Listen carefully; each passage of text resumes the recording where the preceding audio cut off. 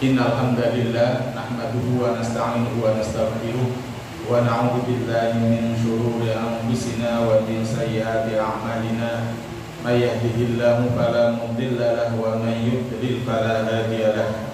Asyhadu an la ilaha illallah wahdahu la syarika lahu wa asyhadu anna Muhammadan 'abduhu wa rasuluhu la nabiyya wa la rasula ba'dahu. Allahumma salli wa sallim ala sayyidina wa maulana Muhammadin sallallahu alaihi wasallam wa ala alihi wa ashabihi ajma'in, amma ba'd.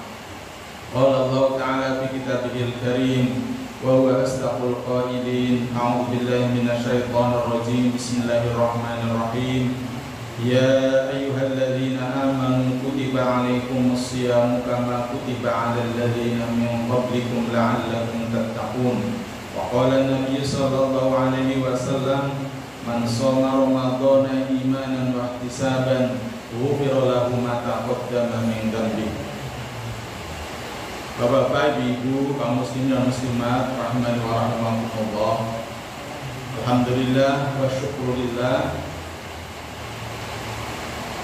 malam hari ini kita masih diberikan nikmat iman, Islam, sehat, sempat. Walaupun di bawah guyuran hujan, Bapak Ibu bisa diringankan kakinya oleh Allah Subhanahu wa Ta'ala untuk melangkah ke Masjid Al-Dhikra ini untuk melaksanakan kewajiban kita, yaitu sholat maghrib secara berjamaah dan dilanjutkan dengan thalabul ilmi. Sholat hukumnya wajib, thalabul ilmi juga wajib. Thalabul ilmi fardhatun ala kulli muslim. Menurut ilmu hukumnya wajib bagi setiap muslim, baik laki-laki maupun perempuan. Dan terlebih-lebih adalah ilmu agama. Dan sekarang yang kita bahas adalah terkait dengan fikih siyam Ramadan, fikih puasa di bulan Ramadan. Selawat dan salam mudah-mudahan senantiasa berlimpah curah kepada qudwah hasanah kita Nabi Muhammad sallallahu alaihi wasallam, pada para keluarganya, kepada para sahabatnya, pada para pengikutnya, dan mudah-mudahan juga terlimpah curahkan kepada kita sekalian selaku pengikutnya hingga akhir zaman nanti. Amin ya rabbal alamin. Bapak Ibu rahimani wa rahimakumullah, pekan yang lalu kita sudah membahas terkait dengan persiapan memasuki bulan Ramadan. Nah, pada saat ini kita langsung masuk ke pembahasan terkait dengan fikih puasanya. Nanti sedikit saya sampaikan terkait dengan keutamaan. Nah, setelah itu nanti yang paling lama adalah terkait dengan fikih puasanya. Nah, puasa itu adalah al-imsak anil muftirat min tulu'il fajri ila ghurubi syamsi ma'an niyah, yaitu menahan diri dari hal-hal yang membatalkan dari terbitnya fajar shadiq sampai terbenamnya matahari dan dibarengi dengan niat puasa. Jadi definisi puasa secara istilah menurut yang terdapat dalam kitab Fiqh Sunnah Said Sabiq. Pengarang kitab Fiqh Sunnah adalah Said Sabiq, jilid 1 halaman 431. Jadi menahan diri dari hal yang membatalkan, apakah itu berupa makan, minum, berhubungan suami istri dan yang lainnya, dari terbitnya fajar shadiq sampai terbenamnya matahari, disertai dengan niat untuk berpuasa. Nah, ini dibatasi, ya, menahan dirinya itu dari terbitnya fajar shadiq sampai terbenamnya matahari. Jadi orang yang berpuasa menurut syariat Islam itu ya menahan diri dari tidak makan minum, berhubungan suami dan hal-hal yang membatalkan puasa lainnya, dari terbitnya fajar shadiq sampai terbenamnya matahari. Ya kurang lebih mungkin sekitar 14 jam. Nah, 14 jam ini, kalau mau sekitar 14 jam ini tidak bisa dikonversikan dengan waktu lainnya. Jadi tidak bisa, oh saya puasanya pena, tak puasanya malam wae mamanya. Sementing 14 jam, apa tak lebih 15 jam mamanya. Enggak bisa. Mamanya dari maghrib sampai sesuk, mamanya jam 7, jam 8, maam mamanya. Enggak boleh. Karena dibatasi dari min tulu'il fajri, dari terbitnya fajar shadiq, gitu ya. Yaitu azan subuh, masuk azan subuh itu. Ya, asalkan adanya tidak telat. Itu ya. Karena kadang di kita itu bisa jadi yang tukang azannya belum datang sehingga telat. Sehingga di Indonesia khususnya itu diberi waktu jeda, namanya imsak. Imsak itu waktu dari 10 menit. 10 menit nanti baru azan. Tujuannya apa? Supaya orang-orang yang umpamanya baru bangun atau masih makan begitu, itu ada waktu yang cukup untuk bisa meneruskan makannya, dan insya Allah bisa mengira-ira, oh sekitar 10 menit berarti saya makannya harus secepat apa namanya, atau tidak harus banyak-banyak banget begitu, supaya nanti begitu masuk fajar atau azan subuh itu sudah selesai makannya, sudah tidak ada makanan di mulut lagi, syukur-syukur sudah ambil air wudhu untuk persiapan berangkat ke masjid. Jadi imsak Indonesia ini itu waktu kesempatan untuk ya kita bersiap-siap berhenti. Jadi bukan berarti imsak itu sudah tidak boleh makan dan minum, itu tidak. Karena tidak boleh makan minum itu adalah ketika masuk fajar, yaitu azan subuh. Cuman azan subuh kan kadang ya itu enek mesti sing telat begitu. Atau mungkin barangkali ya kita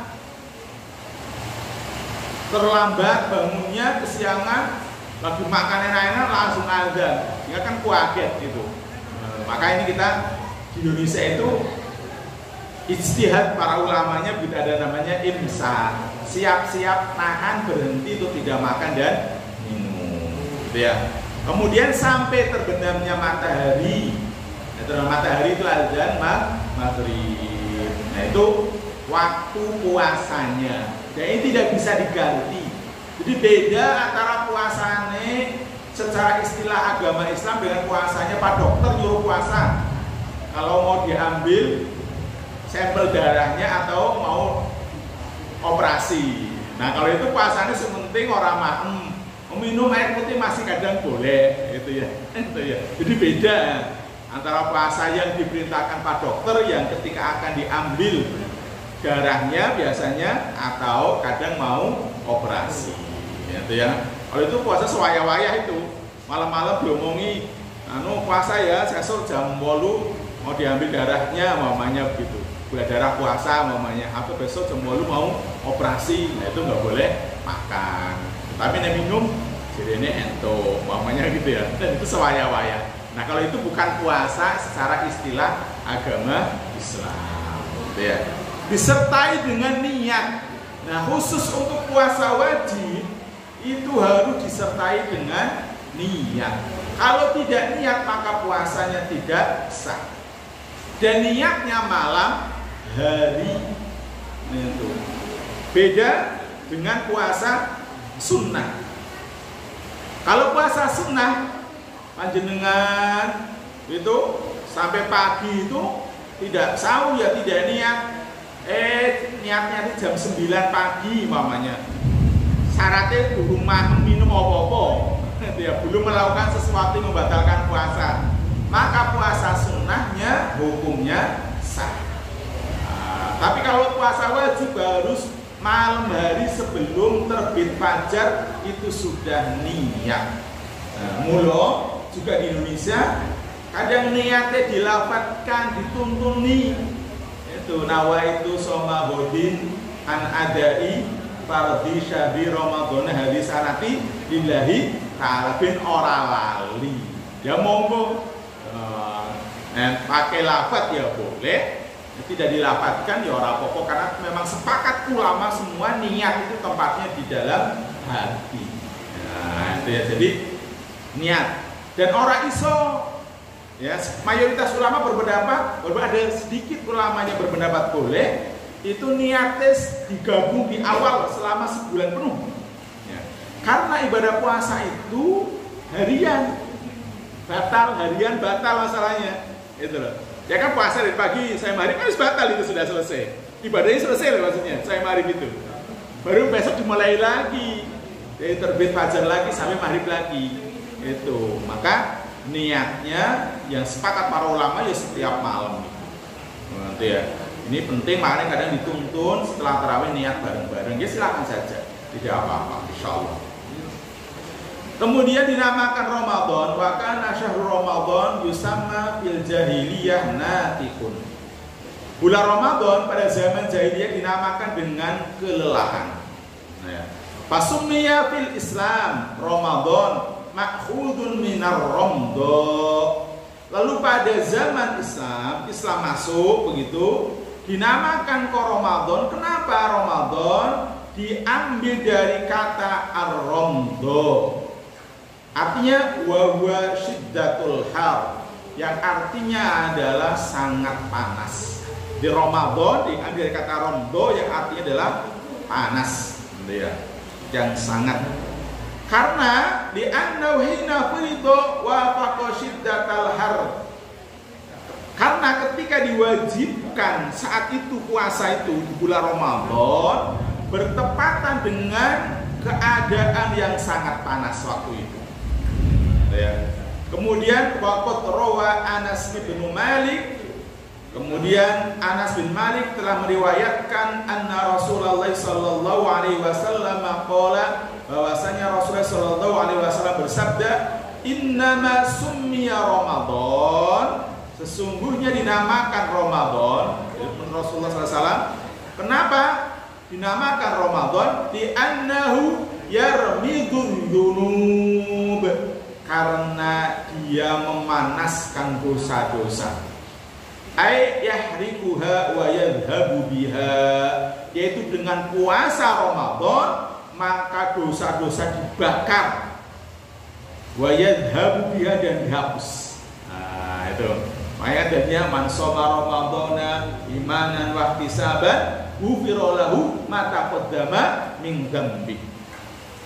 Barang siapa yang berpuasa di bulan Ramadan karena iman, wahtisaba, dan hanya mengharap pahala dari Allah Subhanahu wa taala, ghufira lahu ma taqaddama min dzambi, maka akan dihapus dosa-dosanya yang telah lalu. Maka dinamakan Ramadan karena itu membakar dan menghapus dosa. Ya, tentunya bagi orang-orang yang menjalankan puasa.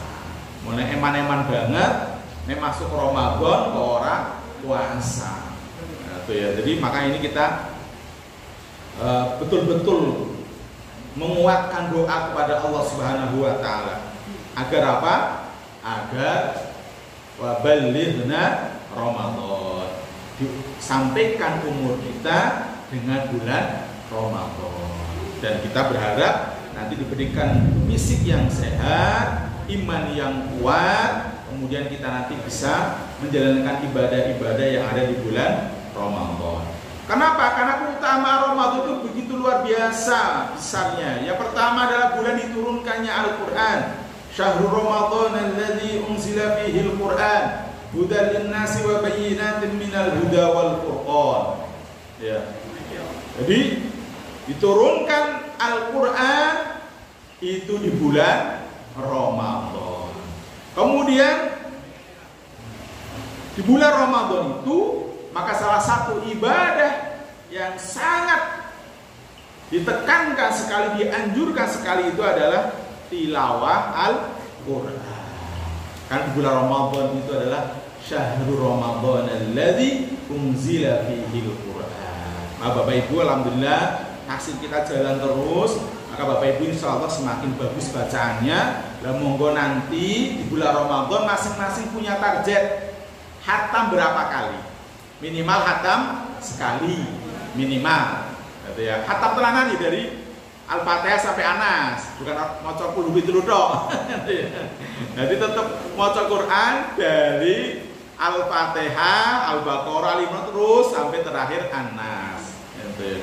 Minimal khatam sekali. Nah, ini rumah kadang angel maca Quran, terganggu TV, terganggu HP, terganggu apa-apa. Nah, nang masjid sini silakan.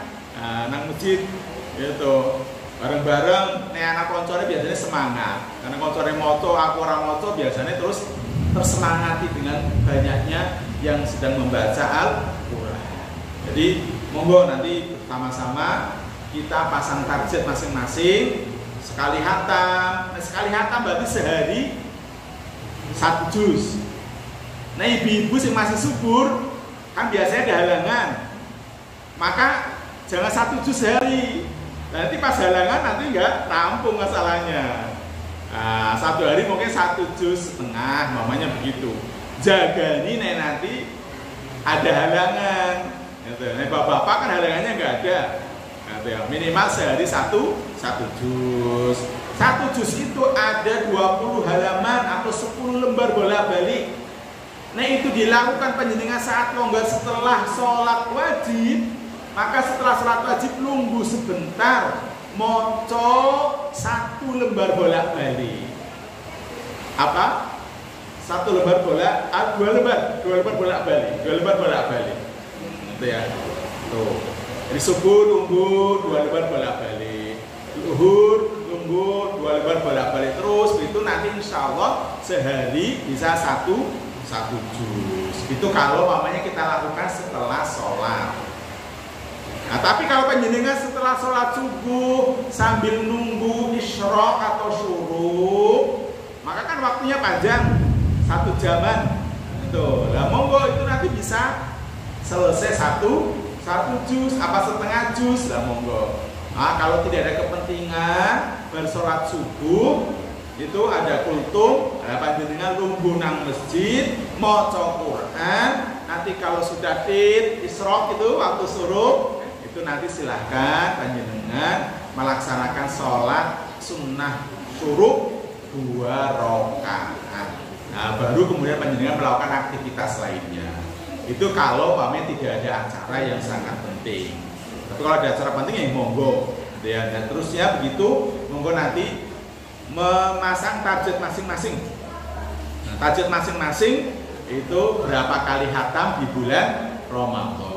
Syukur-syukur bisa 2 kali, 3 kali. Oh, nek aku tahun ini sekali. Oh, tahun ini kita coba 2 kali, maunya begitu. Oh, tahun kemarin 2 kali. Oh, tahun ini saya coba nanti berusaha niat sing kuat 3 kali. Ya, mudah-mudahan nanti insya Allah niatnya kuat, tekadnya bagus, semangatnya bagus, maka insya Allah nanti Allah akan berikan kemudahan. Sepenting nanti istiqomahnya itu konsisten. Nek bersepuh terus tenanan. Ora enak kamu, mohon maaf Kak tilawasik. Wah, nek kersa nunggu nggih monggo, nek mboten kersa nggih mangke langsung mriki melih. Mamanya begitu. Itu ya. Nah, itu nanti insyaallah kita akan selesai. Ya, itu ya. Tur nek tilawah nek iso HP ini diselehke. Itu ya. Dibukani mengko nek wis rampung tilawahe. Sebab nek dikonconi HP kok ora konsisten, beke bismillah, nak klunting buka HP. Bismillah meneh klunting meneh, ora rampung-rampung. Itu ya. Lah nek karo HP ya kabeh diselehke begitu. Nanti setelah 1 juz mamanya baru buka lagi HP-nya. Umpamanya begitu.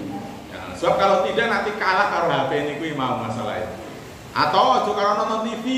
Nonton TV yo dibayi HP ukuran diselehke dikalahke karo nonton TV ini. Ya drama Korea atau drama apa begitu ya. Jadi monggo nanti intinya Bapak Ibu silahkan memasang target tilawah Qur'annya mau khatam berapa kali sesuai dengan kemampuannya masing-masing. Nek maca Qur'ane urung iso maca terjemahane ora apa-apa. Wah, itu ya. Maca terjemahan begitu monggo. Maca terjemahan lebih angel daripada maca Qur'ane bagi sing iso maca Qur'ane itu. Itu. Jadi monggo ora apa-apa maca terjemahan. Khatam maca terjemahan Al-Qur'an 30 juz umpamanya. Gitu ya. Oke, gitu. Kemudian ada Lailatul Qadar Bapak Ibu. Ini di belakang terdengar nggak nih ibu-ibu ya? Masih terdengar? Gak terdengar? Menang gue di TKI ya. Ya, masalahnya kan hujan tadi ya. Kurang begitu jelas ya. Yang kedua adalah adanya Lailatul Qadar. Inna anzalnahu fi Lailatul Qadar wa ma adraka ma Lailatul Qadar. Lailatul Qadri khairum min alfi syahr. Nah, di bulan Ramadan itu ada malam yang nilainya khairun min alfi syahrin, yaitu lebih baik daripada 1000 bulan, yang dikenal dengan Lailatul Qadar. Nah, Lailatul Qadar ini, ya mungkin kapan nanti kita bahas secara detail. Mayoritas pendapat para ulama terjadinya adalah di 10 hari terakhir di bulan Ramadan. Wabil khusus di malam-malam ganjil.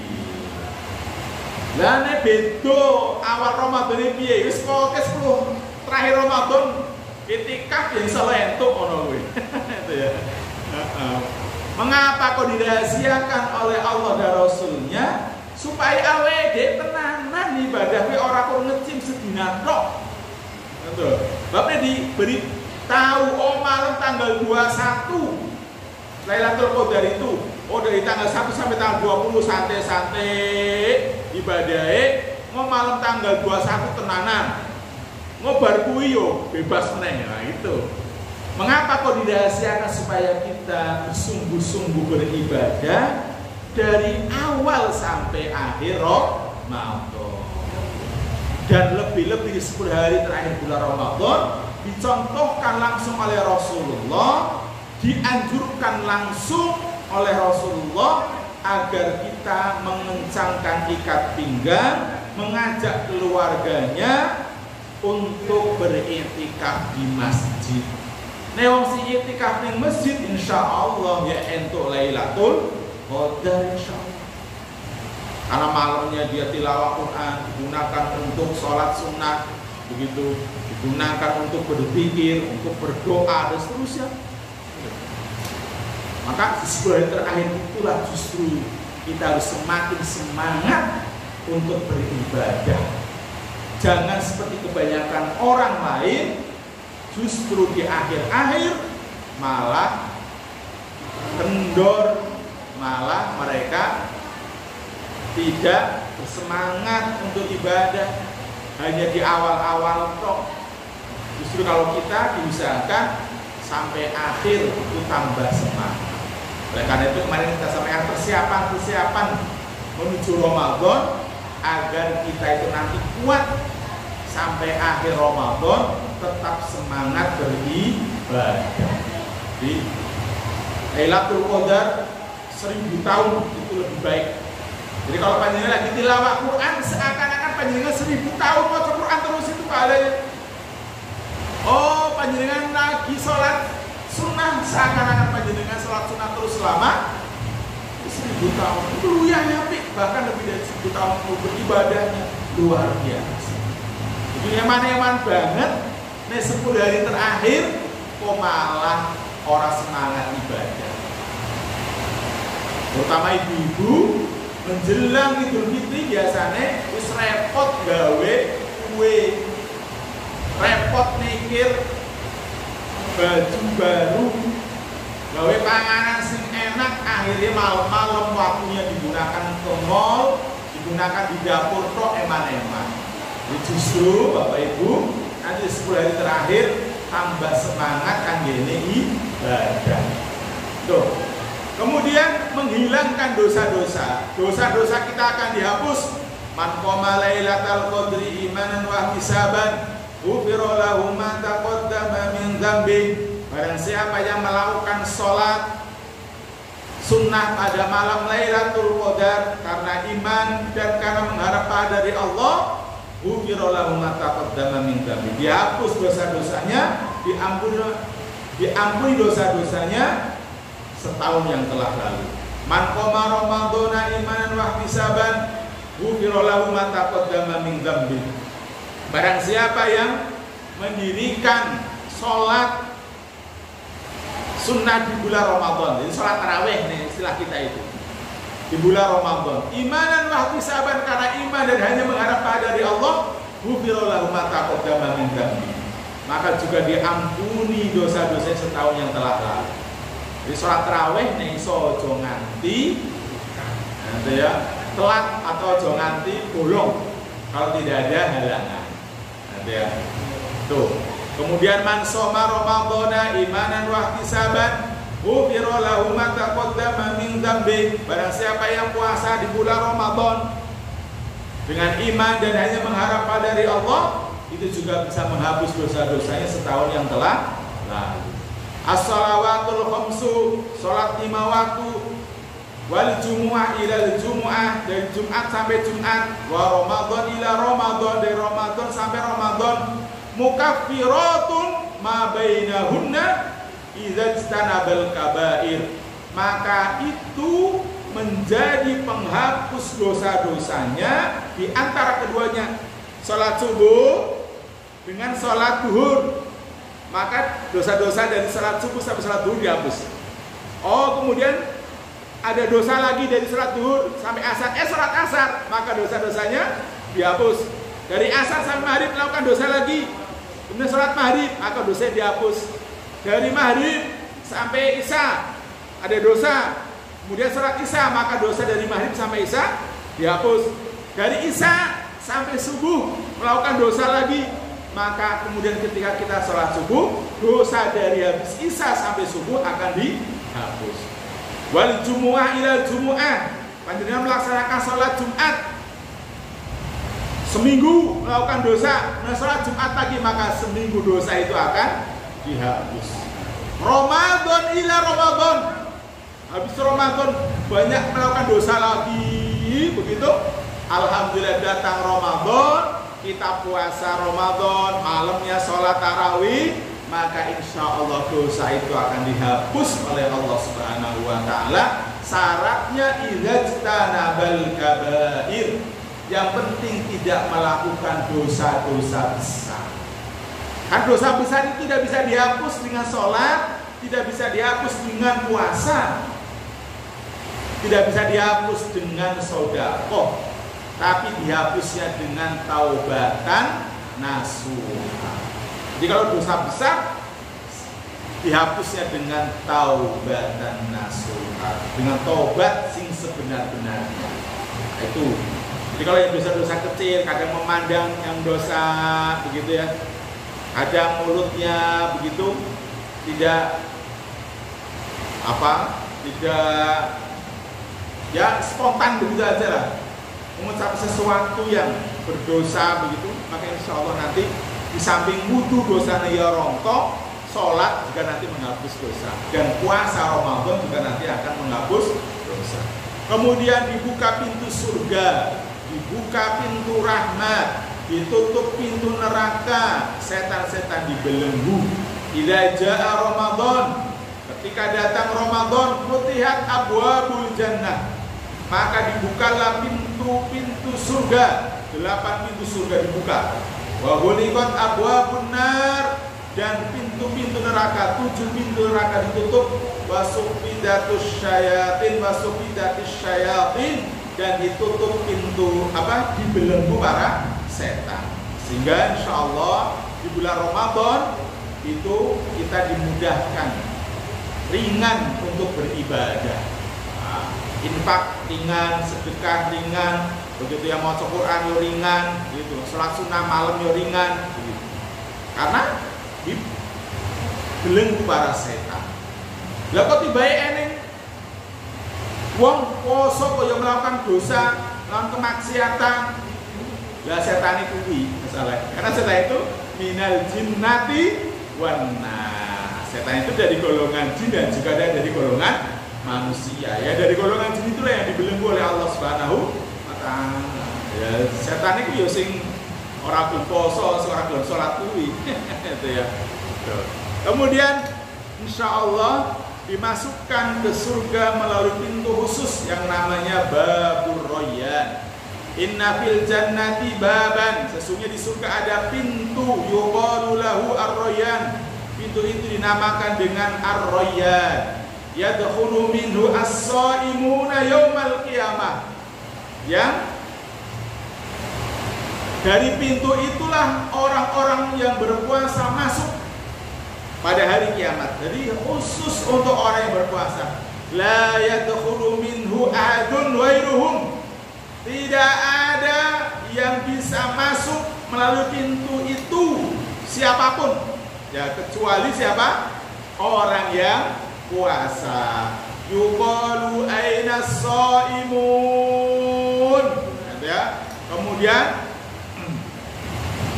akan ditanya, mana orang yang berpuasa? Aina shaimun, mana siapa saja yang berpuasa? Fayaqumun, maka orang-orang yang berpuasa langsung baris ngadeg berdiri.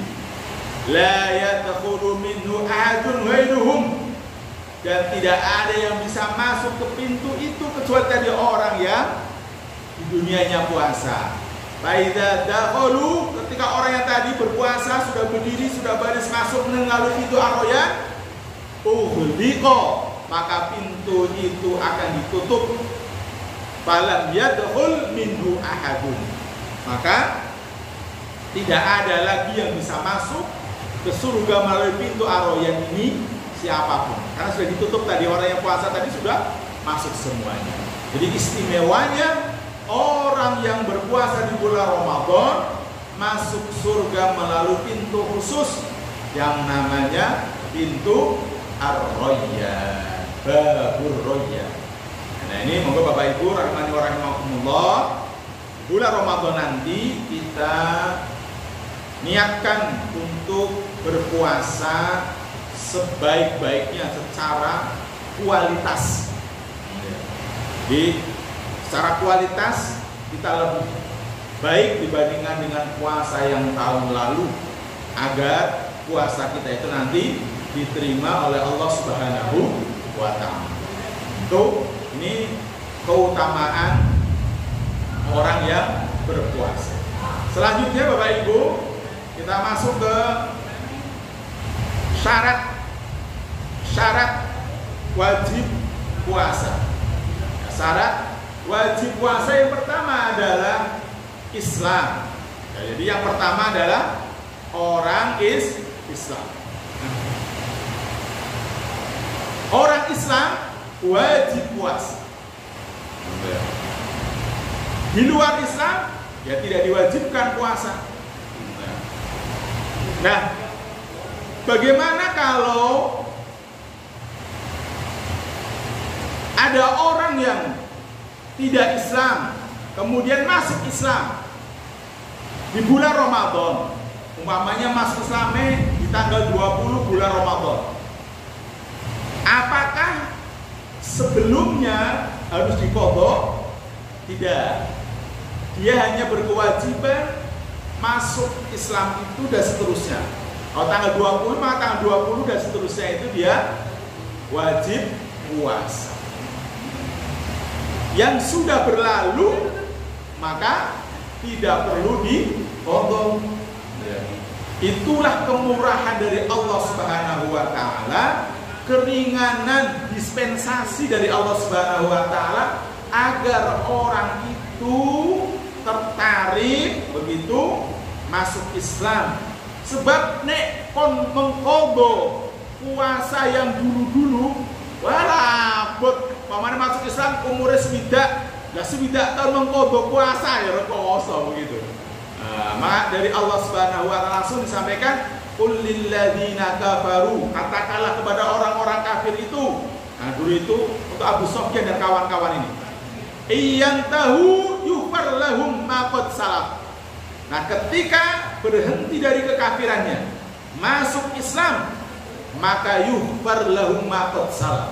Maka dosa-dosanya yang telah berlalu tadi puluhan tahun semuanya akan diampuni oleh Allah Subhanahu wa taala.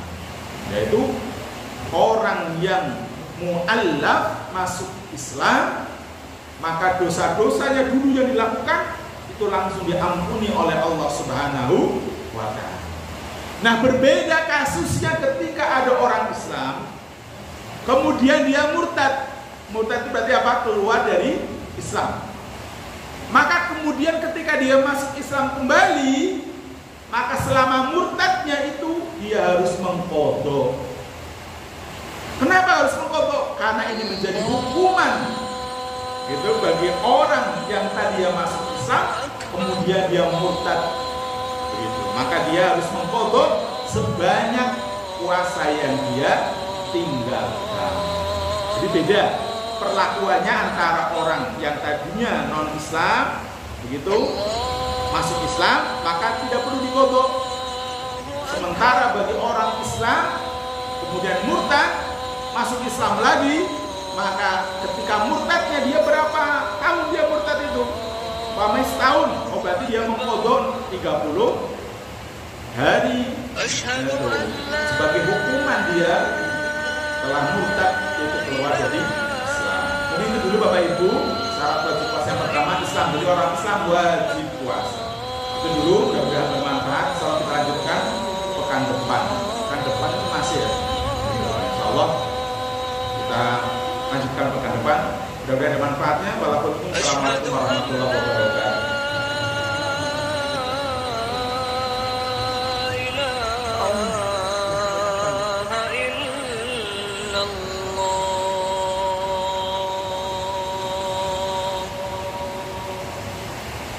أشهد أن محمد